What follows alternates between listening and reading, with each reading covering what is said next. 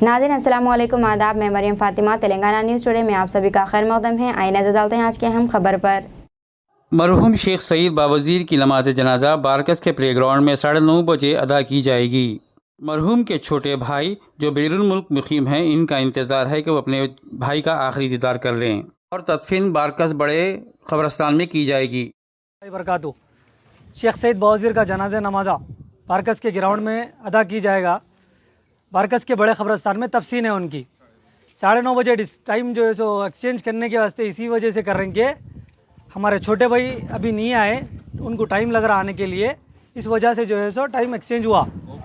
9:30 बजे जो है सो जनाजे की नमाज बारकस के बड़े ग्राउंड में जो है सो पढ़ाई जाएगी, फुटबॉल ग्राउंड में आज शाम में 9:30 बजे। 12 अगस्त रात में 9:30 बजे बारकस के प्ले ग्राउंड पे जनाजे की नमाज पढ़ाई जाएगी। आप लोग से गुजारिश है कि जो है सो मग़फ़िरत की दुआ करिए मेरे भाई के लिए। ठीक 9:30 बजे आ जाइए। दीजिए नाज़रीन, मरियम फ़ातिमा को इजाज़त। मिलते हैं अगली अहम खबर के साथ। तब तक के लिए हमारे चैनल को लाइक, शेयर और सब्सक्राइब करना ना भूलें।